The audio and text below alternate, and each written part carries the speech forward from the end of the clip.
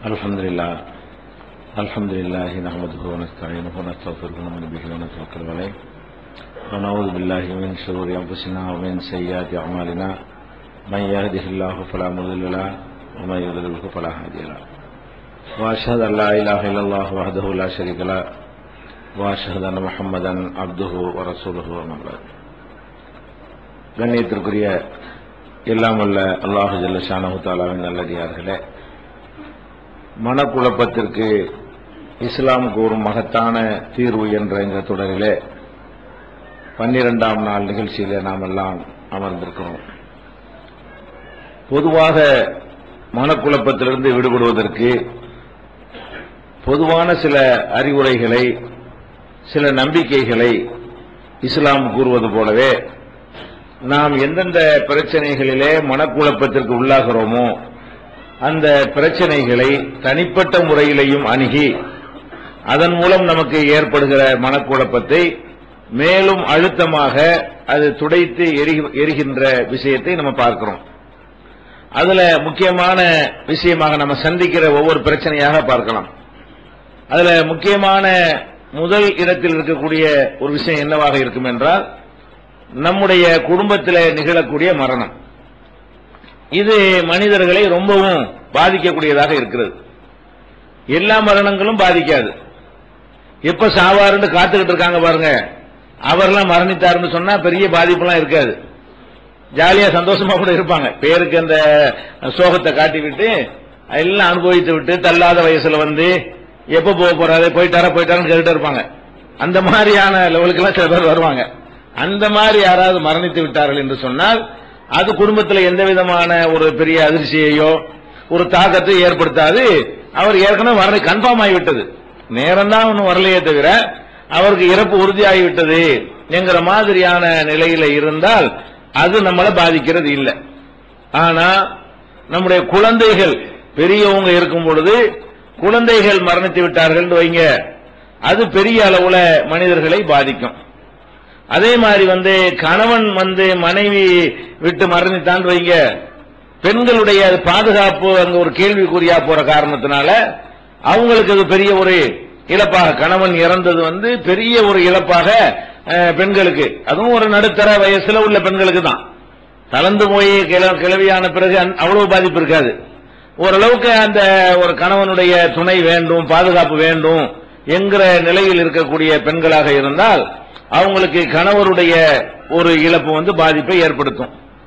அதே மாதிரி அண்ணன் தம்பி இது மாதிரியான பாதிப்புகள் இறப்பு ஏற்படுமையானால் அதெல்லாம் இளைஞர்களா இருப்பாங்க, நடுத்தர வயசா இருக்கிற காரணத்தினால் அது பாதிக்கும். திடீர்னு ஒரு மரணம் ஏற்படும் விபத்து அல்லது கட்டடம் இடிஞ்சு விழுந்து விடுவது அல்லது சுனாமி, வெள்ளம், புயல், தீப்பிடித்தல் இது மாதிரியான ஒரு விபத்து ஏற்படும் பொழுது அதுவும் சில அதிர்ச்சி அலைகளை கொஞ்சம் நினைச்சு கூட பார்க்கல. ஏதாவது ஒரு படுத்தார் நோயா இருந்தாருன்னா ஓரளவுக்கு மனசு கொஞ்சம் அட்ஜஸ்ட் ஆகிக்கணும். நல்லா இருக்கிறாரு, திடீர்னு மூத்தா போகும்போது நம்ம என்ன செய்ய முடியல, எதிர்கொள்ள முடியாத பக்குவப்பட்டிருக்காது மனசு. இந்த மாதிரியான பாதிப்புகள்லாம் ஏற்படும். இந்த பாதிப்புகளை பொறுத்த வரைக்கும் அதிகமான பேர் அதை சரியாக புரிந்து கொள்கிறார்கள். முஸ்லிம்களை பொறுத்த வரைக்கும் அதிகமான பேர் யாரோ குடும்பத்தில் இறந்து விட்ட காரணத்தினால் அவங்க மெண்டல் ஆகிறது கிடையாது. குடும்பத்தில் யாராவது இறந்து விட்டார்கள் என்ற காரணத்தினால் அவங்க காலத்துக்கு உண்ணாம பருகாம நிம்மதி இழந்து தவிக்கிறது கிடையாது. ஆனால் மிக சில முஸ்லிம்கள் என்ன செய்யறாங்கன்னு கேட்டா, அவங்களுடைய மரணத்தை எப்படி எதிர்கொள்வது என்பது தெரியாத காரணத்தினாலையும், நாம ஏற்கனவே இஸ்லாத்தினுடைய பொதுவான சில அறிவுரைகளை சொன்னோம் இல்லையா, அதெல்லாம் அவர்களுக்கு சொல்லித்தரப்படாத காரணத்தினாலையும் அவங்க அதை எதிர்கொள்ள தெரியாம என்ன செய்யறாங்கன்னு கேட்டா, ஒரு மரணம் ஏற்பட்ட உடனே இடிஞ்சு போய் உட்கார்ந்துடுறாங்க. இதோட எல்லாம் முடிந்து விட்டது, நம்ம எதிர்காலமே இல்ல, நாசமாகி விட்டது என்கிற மாதிரியாக. அது ரொம்ப முக்கியமான குடும்பத்தை தூக்கி நிறுத்தினவராக இருந்தார்னு வைங்க, அவர் இறந்துட்டார்னு சொன்னா அந்த நேரத்தில் அந்த குடும்பம் படக்கூடிய வேதனை பாடுகள்லாம் சொல்லி மாளாது. அப்ப இந்த மாதிரி மரணம் ஏற்படக்கூடிய நேரத்தில் ஒரு காலாகாலத்துக்கு இல்லாவிட்டாலும் சில மாதங்களுக்காவது மனக்குழப்பம் இருக்கும். மனக்குழப்பம் என்பது உடனடியாக இல்லை என்று சொல்லாவிட்டாலும் கூட ஒரு 2-3 மாதம், ஒரு 6 மாதத்து வரைக்கும் கூட என்ன செய்ய, சில பேருக்கு படுத்தா தூக்கம் வராது, இப்படியே நினைச்சுக்கிட்டே இருப்பாங்க. இங்கதான் வாப்பா நின்றாரு, அங்கதான் சாப்பிட்டாரு, அங்கதான் போனாரு, இப்படி ஒண்ணுன்னா என்ன செய்யும், அந்த பிள்ளைகள் செஞ்ச சேட்டை ஒன்னு மனசுல வந்து யாவும் வந்துகிட்டே இருக்கும். திடீர்னு ஒரு நாளைக்கு 10 தடவை கனவு காணுவாங்க. அது கனவு அல்ல, நினைவு தான். கனவுன்னா அது வந்து இது மாதிரி காரணம் இல்லாம வரும், காரணத்தோட வரும். இது என்னன்னா ஒரு சம்பவம் நிகழ்ந்திருக்கிற பாதிப்பின் காரணமாக அந்த பிள்ளைய டெய்லி கனவுல மூத்தா போன ஆட்களை கனவுல பாக்குறது, இது மாதிரியா பார்த்து அதுல இருந்து மறுபடியும் இந்த நினைவு அதிகரித்துக் கொண்டே போயிடும். இதெல்லாம் வந்து இயற்கையாக அவங்க செயல்படுவதை தடுக்குது. இந்த மாதிரி சில பாதிப்பு ஏற்படும் பொழுது தொழிலை ஒழுங்கா செய்ய மாட்டாங்க, ஆர்வமா இருக்காது. நேற்று இருந்த அளவுக்கு தொழில் ஆர்வம் இல்லைன்னா அவங்களுக்கு லாஸ் ஆகும், நஷ்டமாகும். சில மாதங்களுக்காவது அப்படி ஏற்படுகிறது. அதே மாதிரி வீட்டில் உள்ள வேலைகளை ஒழுங்கா செய்ய மாட்டாங்க, அதுவும் சில மாதங்களுக்கு என்ன செய்யும், உங்களுக்கு பிற இழப்புகளை ஏற்படுத்தும். அது மாதிரிலாம் நடக்கக்கூடிய காட்சியை பார்க்கிறோம். அப்ப இந்த மௌத்து ஏற்படுவதை நம்ம இஸ்லாமியர்கள் எப்படி எடுத்துக்கொள்ளணும்? இஸ்லாமியர்களை விட்டுருங்க, பொதுவாக மனிதர் என்ற முறையில் எப்படி எடுத்துக்கொள்ளணும் என்றால், நம்ம உலகத்தை பார்க்கிறோம். இந்த ஒண்ணுதான் சந்தேகத்துக்கு அப்பாற்பட்ட ஒரே மேட்ரு. அல்லாஹ் இருக்கிறானான்னு கேட்டா கூட இருக்கிறான் இல்லைன்ற மாதிரி என்ன செய்யறாங்க, ரெண்டு கருத்து சொல்லக்கூடியவங்களா இருக்கிறாங்க. அப்ப எந்த ஒரு விஷயத்திலேயாவது கருத்து வேறுபாடே இல்லாம எல்லாரும் ஒத்துக்கிட்ட ஒரு விஷயம் இருக்குன்னு கேட்டீங்கன்னா அனைவருக்கும் மரணம் இருக்குங்கிறது தான். மரணம் இல்லைன்னு எவனா சொல்லுவானா?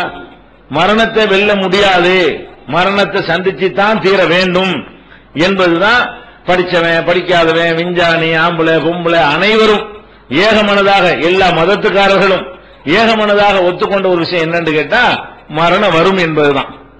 அப்ப கண்டிப்பாக அது வந்துதான் தீரும் என்று எதிர்பார்த்திருக்கக்கூடியவர்களுக்கு குழப்பம் வரக்கூடாது.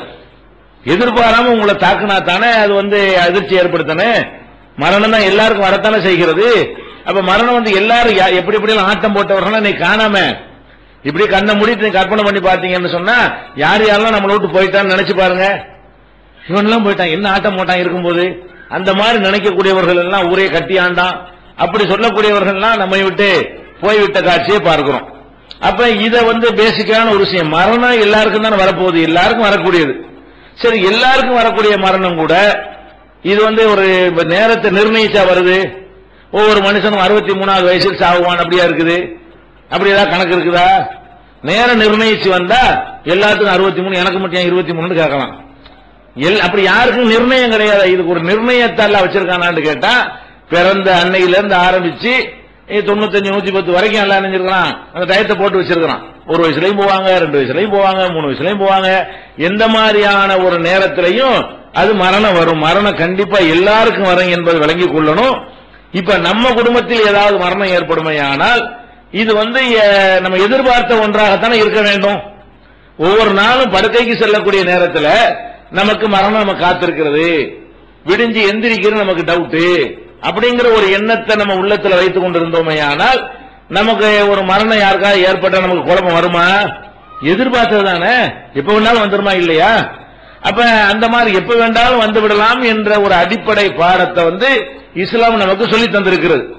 அதுபோக நல்லவங்களாக ஒரு ஒழுக்க சீலர்களாக பெரிய பணங்காசுகளை வாரி வாரி வழங்கக்கூடிய வள்ளல்களாக இது மாதிரி நல்லறம் செஞ்சாங்கன்னு வைங்க, அப்படி செஞ்சவங்க எல்லாம் கொஞ்சம் லேட்டா மூத்தா போய், கெட்டவங்க எல்லாம் கொஞ்சம் முன்னாடி மூத்தா போய், அப்படியாச்சும் ஒரு ஃபார்முலா இருக்கா?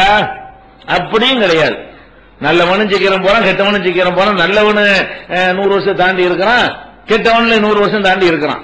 அப்ப ஒரு ஹயாத்தை அதிகரிப்பது ஹயாத்தை குறைக்கிறது என்பது கூட அவங்களுடைய செயல்களை வைத்து தீர்மானிக்கப்படுறது இல்லை. நம்ம எதனால குழம்புறோம் தெரியுமா? நாங்க எவ்வளவு அள்ளி அள்ளி கொடுத்தோம், எங்க ஃபேமிலி எப்படி தெரியுமா, எங்க கணவர் எப்படிப்பட்ட ஆள் தெரியுமா, எங்க பாப்பா எப்படி தெரியுமா, அப்படியே அப்படியான்னு சொல்லி அவருக்கு மூத்து வரலாமான்னு நினைக்கிறாங்க. அப்ப அந்த மாதிரி இருந்தவர் வரவே இல்லையா? அந்த மாதிரியா நல்லவராகவே வாழ்ந்தவங்களை எல்லாம் அல்ல ஒரு 150 வருஷம் கன்ஃபார்ம் பண்ணி தான் மூத்தாக்கினானா? அந்த மாதிரி உள்ளவங்களுக்கு இளமையில மரணம் வரத்தானே செஞ்சிருக்கிறது. அந்த மாதிரி உள்ளவங்களுக்கு எதிர்பாராத முறையில மரணங்கள் வந்துதானே இருக்கிறது.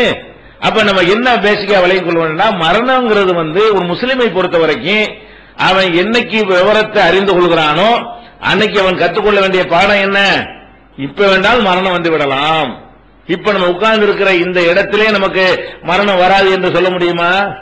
இப்பவும் வந்து விடலாம். அதனால ஒவ்வொரு அமலை சொல்லும் பொழுது மார்க் என்ன சொல்லுது? ஹஜ் வந்து சாவறதுக்குள்ள செஞ்சிடலாம், ஜக்காத் வந்து இருக்கிற கணக்கு எப்ப வேணாலும் கொடுத்துக் கொள்ளலாம், கடனை வந்து வாங்கின கடனை சாவறதுக்குள்ள கொடுத்துடலாம். ஆனால் உனக்கு சாவு எப்பப்பா வரும்? சீக்கிரம் கொடுத்துருப்பா. நாளைக்கு சாவு வரணும் உனக்கு கன்ஃபார்ம் ஆயிருந்தா நீ என்ன செய்யலாம்? அது வரைக்கும் வெயிட் பண்ணிட்டு இருக்கலாம். ஒரு 10 வருஷம் இருப்பேன்னு சொன்னா நான் 9 வருஷம் கழிச்ச பிறகு கடனை கொடுப்பேன்னு இருக்கலாம். நாளைக்கு வந்துருமே, இப்ப வந்துருமே என்று பயந்து உன்னுடைய வாழ்க்கை அமைத்துக்கொள் என்று நமக்கு ஒரு பேசிக் இஸ்லாத்தில் சொல்லப்பட்டிருக்கிறது. இதுலயும் நமக்கு அதுல ஆறுதல் வரல என்று சொன்னா நமக்கு இந்த மன அமைதியை தருவதற்காக வேண்டி சில அறிவுரைகளை மார்க்கம் நமக்கு சொல்கிறது. அந்த அறிவுரைகள்ல முக்கியமான அறிவுரை என்ன? நபிகள் நாயகம் ஸல்லல்லாஹு அலைஹி வஸல்லம் சொல்றாங்க, நீங்க அடக்க ஸ்தலம் இருக்குல்ல, கபர்ஸ்தான், அடிக்கடி போயிட்டு வாங்க. தர்காவுக்கு இல்ல, அது சிறுக்கு உள்ளது, தீய காரியத்துக்கு உள்ள விஷயம். அது மார்க்கத்தில் தடுக்கப்பட்ட ஒரு விஷயம். நம்ம வாப்பா அம்மா முப்பாட்டன் கொள்ளுப்பாட்டன் அடக்கி வச்சிருப்பாங்க இல்லையா, அந்த கபர்ஸ்தான் இல்லாத ஊர் எங்கேயாவது இருக்குமா? எல்லா ஊர்லயும் கபர்ஸ்தான் இருக்கும். அப்ப நபிகள் நாயகம் ஸல்லல்லாஹு அலைஹி வஸல்லம் என்ன சொல்றாங்கன்னா, குந்து நகைத்துக்கும் அன் ஜியாரத்தில் குபூர், கபருடைய ஜியாரத்தை, கபர்களுக்கு செல்வதை நான் உங்களுக்கு தடுத்து வைத்திருந்தேன் ஆரம்பத்தில். இப்ப அந்த தடையை நீக்கிவிட்டேன், நீங்கள் கபர்களை ஜியாரத்து செய்யுங்கள். துதக்கிருல் ஆகிரா, துதக்கிருல் மௌத், அந்த கபரை போய் ஜியாரத்து செய்வது என்பது உங்களுக்கு மரண யாபத்தை உண்டாக்கும். நம்ம இந்த உலகத்தை அப்படியே வாழ்ந்தான் தீர்வோங்கிற மாதிரி இருந்தோம்னு சொன்னா அப்படியே கபிரிஸ்தான்ல போய் அல்லாஹ்வுடைய ரசூல் சொல்லி தந்த அந்த துவாவை ஓதிவிட்டு, பல துவாக்கள் இருக்கிறது, அதை ஓதிவிட்டு அதனுடைய அர்த்தத்தை உள்வாங்கி கொண்டு வந்தோம்னு வைங்களேன், அப்ப என்ன மனசுல திரும்பி வருவோம்? இது மாதிரி தான் நம்மளும் போவோம். இந்த இருக்கிறாரு அப்படி எல்லாம் பாப்போமே இல்லை, எல்லாம் தெரிஞ்சாங்களா இருப்பாங்கல்ல, இந்த அவர் அந்த தலைவர், இந்த தலைவர், இந்த கோடீஸ்வரர், அவராக்க இவராக்க எல்லாம் இருப்பாங்க.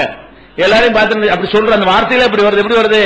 அன்தும் சலஃபுனா வ நஹ்னு பில் அஸர், நீங்க முன்னாடி போயிட்டீங்க, நாங்க பின்னாடி வந்துட்டு இருக்கிறோம். கப்ரு ஜியாரத்துக்கு உரிய துஆவுலயே என்ன சொல்லி தர்றாங்க ரசூல் ஸல்லல்லாஹு அலைஹி வஸல்லம்? அந்த சலாம் சொல்லிவிட்டு என்ன சொல்லணும்? அன்தும் சலஃபுனா, நீங்கள் கொஞ்சம் முந்திக்கிட்டீங்க, வ நஹ்னு பில் அஸர், இத பின்னாடி வந்துகிட்டே இருக்கிறோம். அப்ப வந்துகிட்டே இருக்கணும்னு ஒரு கன்ஃபார்ம் பண்ணிக்கிட்டோம்னு சொன்னா, இப்ப நான் வந்துகிட்டு இருக்கிறேன், என் முன்னாடி வந்துகிட்டு இருக்கிறேன், என் புருஷன் வந்துகிட்டு இருக்கிறான், என் புள்ள வந்துகிட்டு இருக்காங்க, எல்லாரும் வந்து கொண்டே இருக்கிறோம். பிரயாணத்துல போய் கொண்டுதான் இருக்கிறோம், மரணத்தை நோக்கி என்ன செய்யறோம்?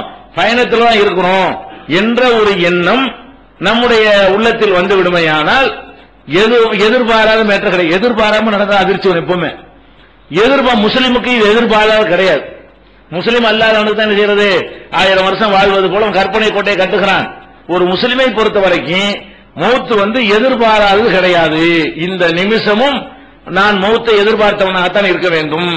இந்த நிமிடமும் நீங்கள் ஒவ்வொருவரும் மௌத்தை எதிர்பார்த்தவர்களாகத்தான் இருக்க வேண்டும்.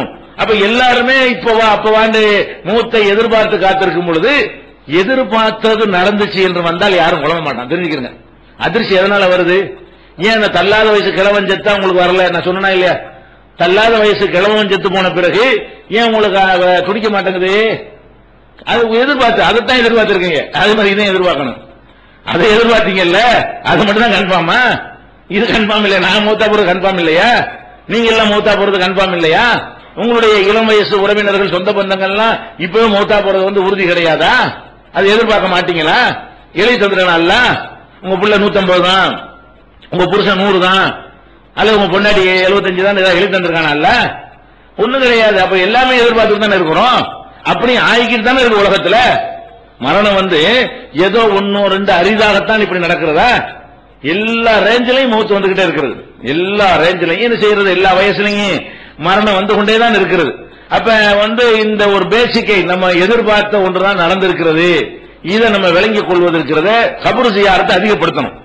அது நம்மள்ட்ட இல்லவே இல்லை. இன்னைக்கு நம்ம கபரு ஜியாரத்தை என்ன விளங்கிட்டோம்? சேர்த்து போன ஆளை அடக்கி வச்சு தர்காவில் போய் ஒரு கடவுள் மாதிரி ஆக்கி அவரை கும்பிடுறத போய் ஜியாரத்தை வழங்கி வச்சுட்டு இருக்காங்க. அதை இடிக்கணும்டாக்க மார்க்கம் சொல்லுது. இறந்து போன ஆட்களுக்கு தர்கா கட்டுனா அதை இடிச்சு தகர்க்கணும், கட்டக்கூடாது அப்படின்னு சொல்லுது. பொதுவான கபருஸ்தான்ல அந்த கட்டணங்கள்லாம் கிடையாது. அதை எதுக்கு செய்யறோம்? மௌத்தை யாவப்படுத்துறதுக்கு தான் போறோம். தர்காவுக்குலாம் போனா மௌத்தி யாவம் வராதுங்க. இன்னும் கொஞ்சம் நாளைக்கு இருக்கலாம், கலர் கலரா இருப்பாங்க, எல்லாம் ஆண் பண்ணு கலந்து நிற்பாங்க, நல்ல வாசனை திரையெல்லாம் போட்டிருப்பான். அதெல்லாம் பார்க்கும் பொழுது இன்னும் கொஞ்சம் ஜாலியா இருக்கலாம், அடுத்த வாரம் வரலாம். அதுக்கு தான் அடுத்த வாரம் வரலாம்னு நினைக்கிறானே தவிர